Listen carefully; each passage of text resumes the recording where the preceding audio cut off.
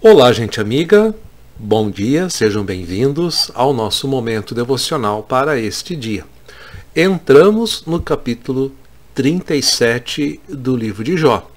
Isso significa que damos um passo a mais para concluir este livro. São 42 capítulos e vamos continuando passo a passo. Eu imagino que muitos de vocês, se não conheciam a história de Jó, já devem ter dado uma espiadinha lá no último capítulo para ver como essa história termina. Mas o mais importante não é como essa história termina, mas é tudo o que aconteceu durante esta história até que ela terminou. Então, não podemos ignorar os capítulos que ficam entre o 3º e o 41. Então, 37, Eliú continua falando e ele diz assim: quando penso nisso, meu coração bate mais depressa e estremece dentro de mim. Ouça com atenção o estrondo da voz de Deus, que da boca dele troveja. Ressoa pelo céu e seus relâmpagos brilham em todas as direções. Depois vem o rugido de trovões, a voz tremenda de sua majestade.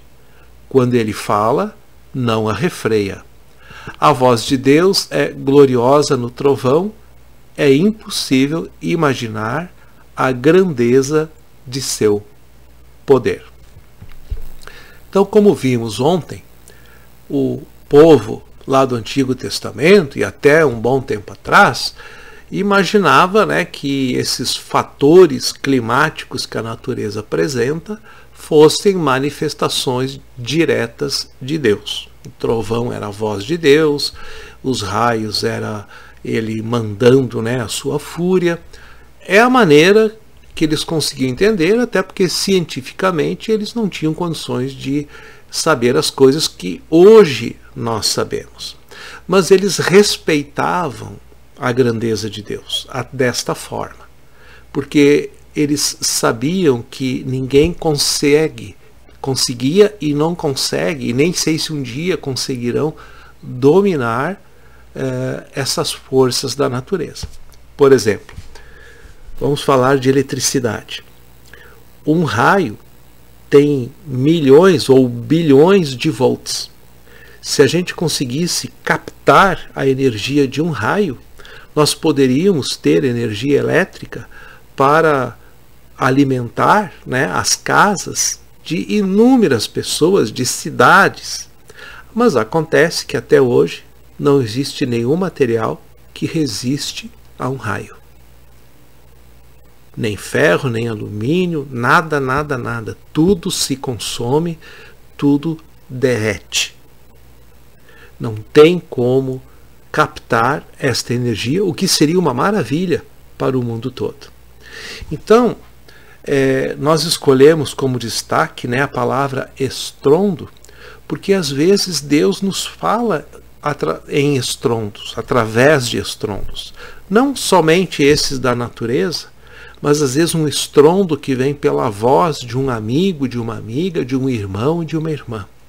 Uma palavra inesperada, uma palavra que parece que veio na hora certa, no momento certo, da forma certa. Às vezes nós só percebemos isso mais tarde. Às vezes na hora nós nos chocamos com isto. Nós ficamos eletrizados até, e quem sabe às vezes até um pouco aborrecidos com a pessoa que nos falou alguma coisa. Mas Deus sempre usou pessoas para falarem por ele aos humanos, aos seres humanos. Eram os profetas, foi Jesus, foram os discípulos, e hoje em dia muitas pessoas de caminhada de fé também são usadas por Deus para dar um estrondo na vida da gente. Você já recebeu um estrondo? Ele te prejudicou ou trouxe benefícios? Ele fez a tua vida piorar ou melhorar? Você ficou impactado e partiu para uma nova vida? Ou talvez ficou repensando e remoendo o que aconteceu e não pensou tão profundamente como deveria pensar. Estrondos são importantes. Eles nos alertam para aquilo que vem pela frente, assim como um trovão. Vamos orar?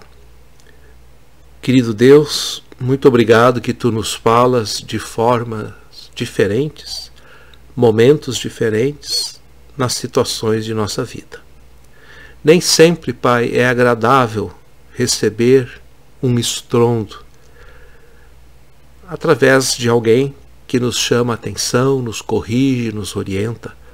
Mas depois, quando a gente entende que é a Tua vontade se manifestando, a gente absorve melhor isto. E esta força, esta energia do que nos foi dito, transforma o nosso viver. Dá-nos, Senhor, a capacidade de discernir e distinguir tudo isto que acontece para o nosso bem. É o que oramos em nome de Jesus. Amém. Muito bem, gente amiga.